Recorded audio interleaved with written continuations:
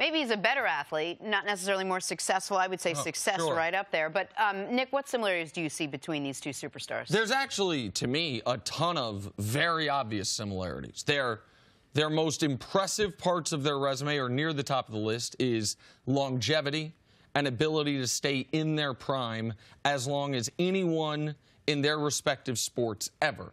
Their commitment to off-season training, health, wellness that has allowed them to stay as healthy as any player in the history of their respective sports. Also doing some experimentation, also with their own body, their own diet. LeBron's gone through several different things. Remember the time in Miami where he started riding his bike and everything to work? He started having the bad back problems, changed up his training regimen. We've seen Brady as far as his eating. So I see a lot of similarities as far as the greatest that have ever done it. Their commitment to doing it, regardless of what their talent is, regardless of what their skill is, committing everything to doing it, and the demand it is on the other people that play with them. I know players that have played with LeBron, talk to them. I know players that have played with Brady, and they're persistent to be great every day, how it drives the organization and individuals in that organization. And for both of these players, the unprecedented run of every year being there at the end. This decade, which for both of these guys should have been close to the closing decade of their careers, this decade, LeBron's been in the finals every single year.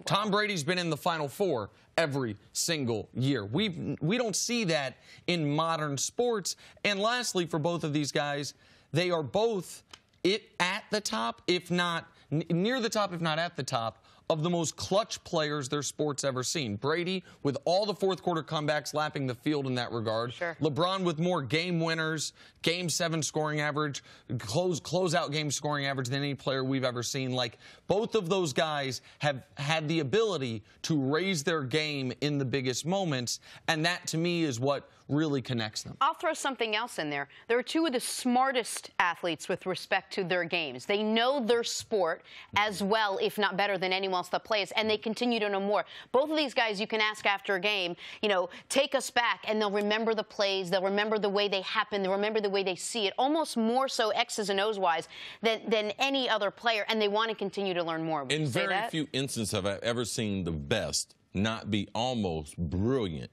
to geniuses at the sport. And we don't equate higher IQ, higher learning with athletics. And we miss that. I used to tell people all the time, Randy Moss was a genius. He was brilliant as far as football. I tell him something, man, he will remember it. I teach him a coverage. He will remember it. We would make a file of other cornerbacks. Man, he would remember the things that we were trying to do. So I think that's something that, in pointing out the guys at the top, and Brady and LeBron being a part of that, man, they're brilliant at what they do. They play at a total different level than everyone else is playing. And see, you and I were talking about this before the show.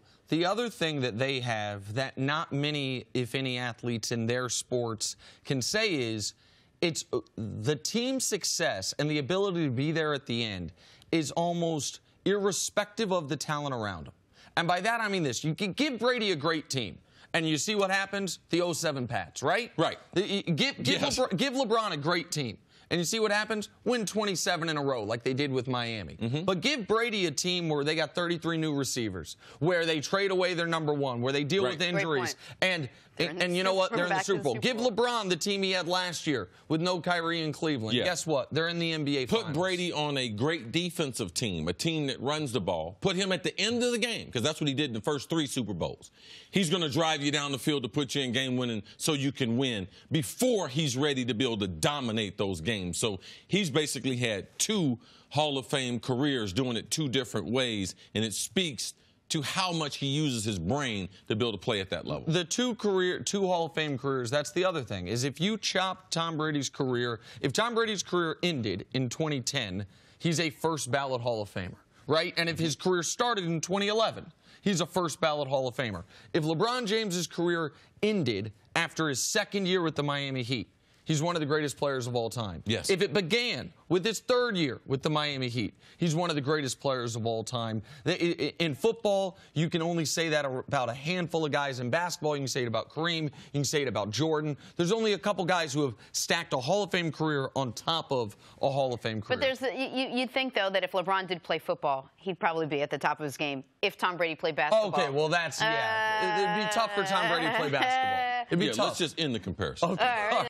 Thanks for watching. Subscribe here to get the latest from the show. Also, be sure to check out more of the best clips from First Things First, or go watch a few segments from our other shows on FS1.